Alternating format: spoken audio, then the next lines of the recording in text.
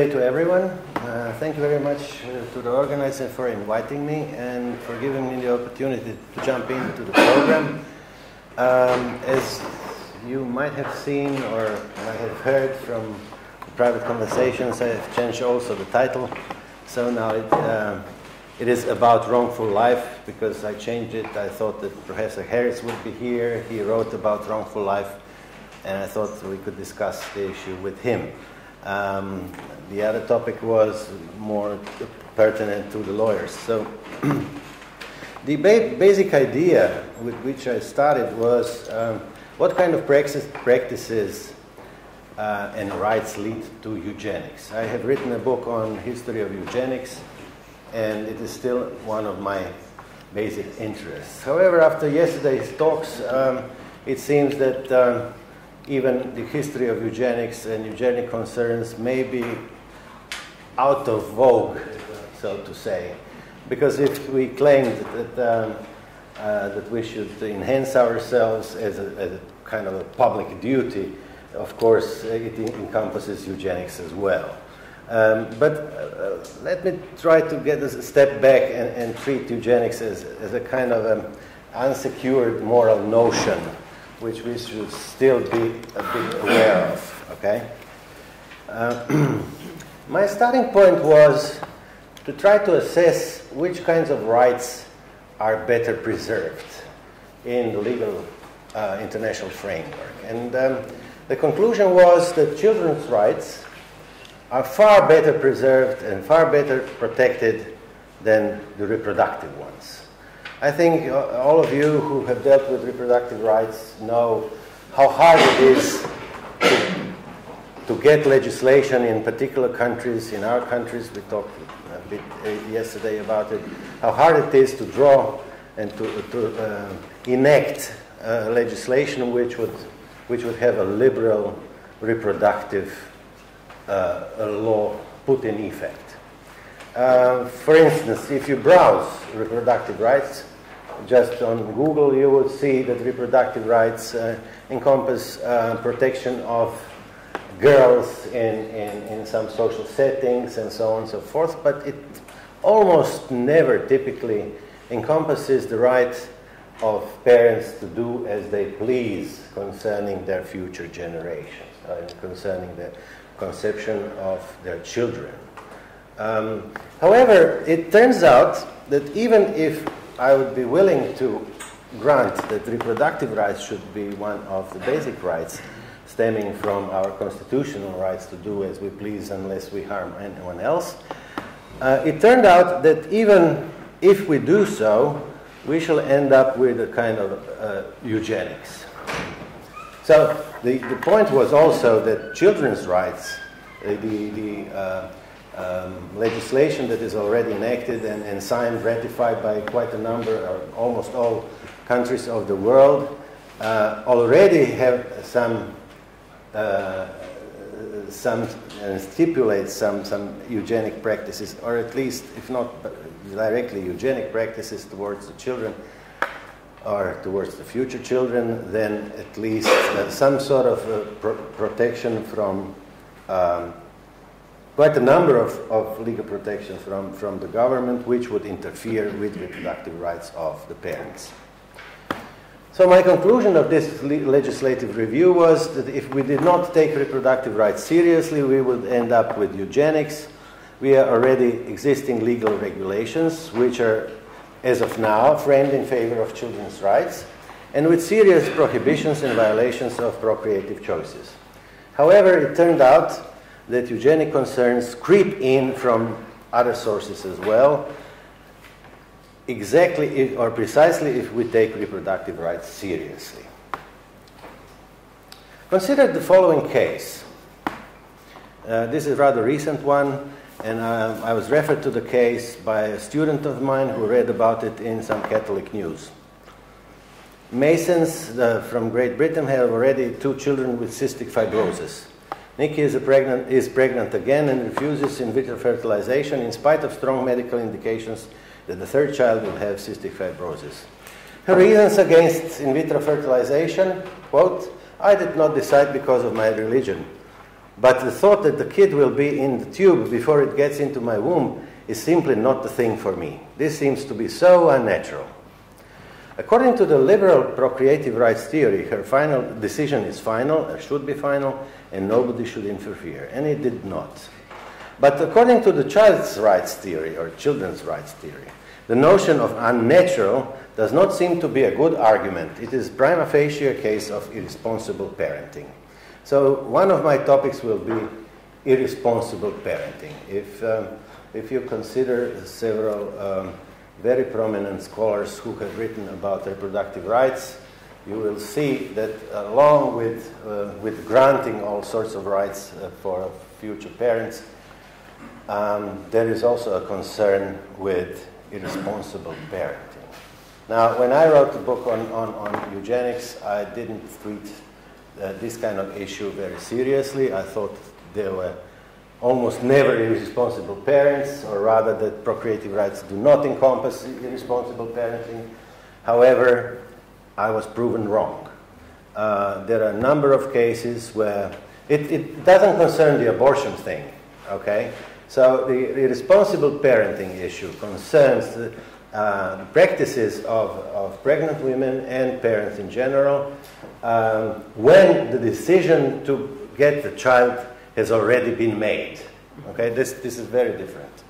Okay, so it turns out that reproductive rights may be divided into two kinds of issues. One is granting the positive right to do as you please concerning social arrangements with surrogates and all sorts of stuff like that. Also, it encompasses medical interventions, almost typically. Then it concerns the possibility that you choose fetuses in vitro so that you, as a private person or as a family, consider some sort of eugenic or dysgenic practice there. The third point here is that is the one that I'm actually concerned with quite a lot. This is Philip Kitcher's idea that eugenics is going to creep in our discussions whenever the child says, "Mom, Dad, if you had the opportunity, why didn't you rectify me?" That this is going to lead to a new eugenics, which is going to be very similar to the old one, because it is going to be done under the social pressure. Okay? Now, the same thing happens with the other topic of mine, and this is the topic of the wrongful life. Typically, wrongful life and the wrongful birth, there is a difference between wrongful life and wrongful birth. This is a legal notion in tort law, which is used in jurisprudence of several countries, notably of USA and Great Britain, which refers to the harm done generally by a physician due to negligence and or malpractice during pregnancy. Okay? So it ends up, let's say, typically a wrongful life debate revolves around torts for malpractice or negligence, where the end result was the birth of the child with serious disabilities. Unlike wrongful birth, which is a similar type of litigation, where plaintiffs are the parents, in wrongful life cases, the plaintiff is the child born with serious disabilities, with congenital and other illnesses which brought him pain, suffering, and ultimately death. The idea of wrongful life is that such a child would be better off if it had not been born. Since wrong was done, the tort would consist in putting the state of affairs to its previous condition, and the litigation is put in motion as a tort for the consequences that ensued. However, the wrongful life cases suffer from two rather damaging consequences. The first, if the mistake had not occurred, the plaintiff would not exist and could not bring a tort claim to court. Tort law provides remedies to wrongs done to individuals, And in wrongful life case, the wrong claimed by a plaintiff is the plaintiff's own existence. This is a quote from a Genomics Law Report 2009. The idea of tort law is to compensate the injured party for the damages, to provide the restitution, or bring the state of affairs to previous condition before the injury. But the plaintiff did not exist at the time the wrong was done, so it does not make sense to bring the state of affairs to the previous condition, since the plaintiff in that case would not have existed. Therefore, in the alternative state of affairs, if no malpractice or negligence had occurred, plaintiff would again not have been born. This is, in philosophy, this argument is called the non-identity problem. Okay? Now, it doesn't seem to be very controversial in the sense, in a logical sense. Nobody, to my knowledge, has said that the non-identity problem is a non-problem, or that it's paradoxical, or that, no, some people have said that it's paradoxical, but we didn't actually find the way out of this rather difficult problem. There are some sociological facts about the wrongful life cases. Let me just say that there were quite a number of cases, but all in all, the legal moves towards the wrongful life litigation has failed, more or less. And the basic reason why this is so was a non-identity problem, or not finding the way around non-identity problem. Now, non-identity problem actually deals with our contradictory intuitions. Because concern the typical example. The medical examiner, the physician, has not said to the pregnant woman that she is going to bear a child with a severe disabilities. This is a typical case where a wrongful life or wrongful birth is litigated. Now, the basic problem with this frame of litigation is if the doctor had told the mother that this is going to happen, the mother would say, okay, then let's pursue with abortion, and then the child would not be born. However, the ultimate decision in the whole case rests on the parents, not on the doctors. So it doesn't make much sense that the wrongful life cases rely on the tort against the doctors and not against the parents, because the parents are the ultimate decision makers. Now, my point is that if there comes a situation in any of our countries, USA has it already, where the wrongful life cases are going to be sued typically, we should, of course, have this Kitcher's question put in motion. And that is, Dad, Mom, why didn't you rectify me? And this is going to end up with eugenic practices. This is the summary of my views. But of course, also, if you say the tortfeasor would not have existed, or that the child would not have existed if parents decided otherwise, we would actually violate some other kind of intuition, and this intuition is that some harm has been done. In this case of Masons, this lady, out of the blue, without any proper reason, said that she didn't want the child to be in the tube before in the womb, and this was for her, according to our libertarian or liberal notion of reproductive rights, her basic right to say, I'm not going to have it. I'm going to have a cystic fibrosis, the third cystic fibrosis case. This is the child. However, our intuition tells us that something is wrong here, that this child perhaps might have been born, although it wouldn't have, or she wouldn't have been, but that this third child could have been born without this severe disability. So So my point is that actually the Parfit's view of non-identity problem actually muddles the water. This complicates the issues, not that it solves them. Okay? So we have to find a way out of it and not use it as a trump in our bioethical discussions. So there are three ways to address the non-identity problem. Admit the person affecting intuition of harm. Since the child would not be born, there is no harm. Second, abandon the person affecting intuition and claim that some wrong has been done. Harm is done independently of the particular person who would not have been born. Accept the person affecting intuition of harm, but claim that it is not the particular person which has been wronged. It is wrong for a group of persons who were made worse off. The act was wrong because it failed to maximize total well-being.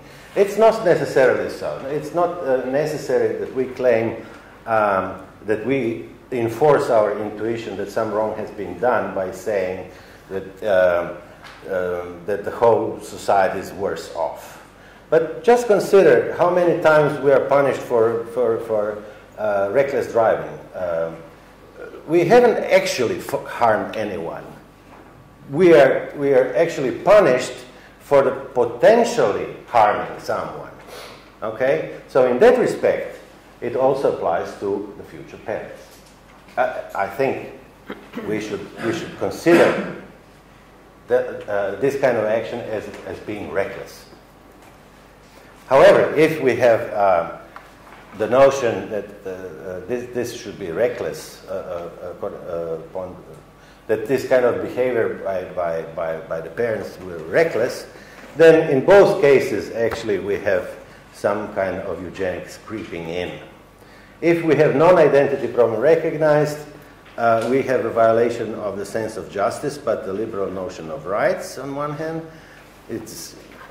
And on the other hand, if the non-identity problem is not recognized, and if we think the parents should be punished for potentially jeopardizing whoever, future child or ourselves or the society, we would have the wrongful life case and the tort.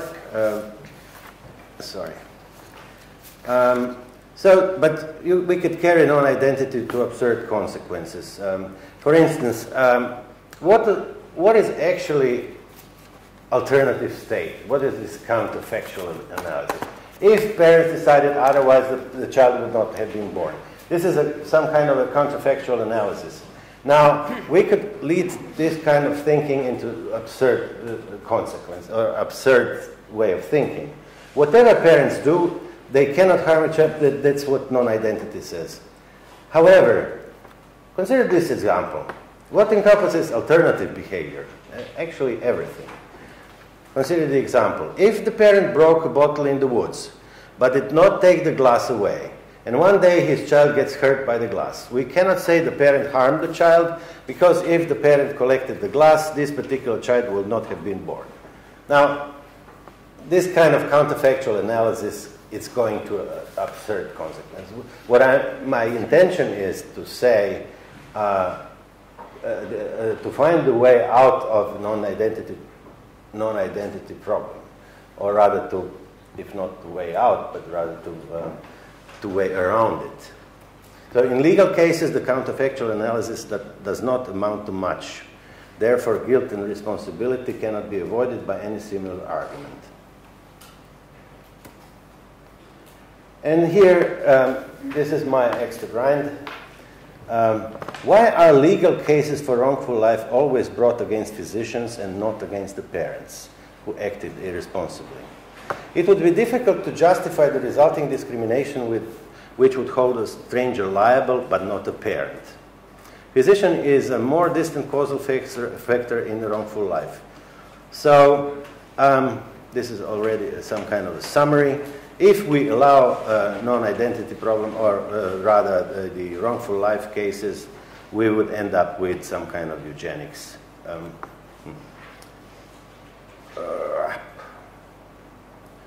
How much time do I have? We have 6 minutes left. Okay. Now, Bonnie Steinbock claimed... You could... Sorry? Yeah.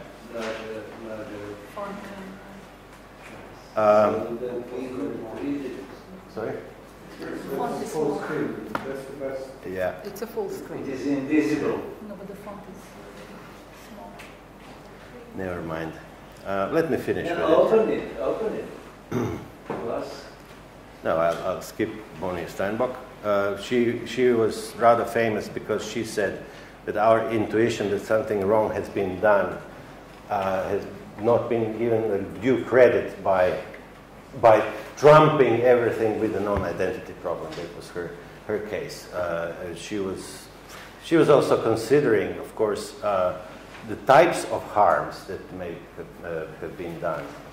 Is it a severe disability? Excuse me, who? Bonnie Steinbock. I cannot read that your Okay. So tell me who? Bonnie Steinbock. Right. That's the author. Just make it. Okay. It is not readable. Just a little Okay. patient, please. We are playing. No, okay, I'm very patient. I'm too patient. Okay, thank you. So, well, non-identity explanations leave out our sense that the children whose lives fall below a decent minimum are the victims of their parents' decision to procreate. It leaves out the plausible and intuitive idea that bringing children into existence is unfair to the children themselves. And now there are a number of cases which amount to the same thing as kind of proof that there is irresponsible parenting, and that in a number of cases there is irresponsible parenting, and we should sue it, or at least the children, when they get to be 18 years old, they should be enabled to sue their parents. Now, this is very serious, I would say. So far, there have been not so many such cases.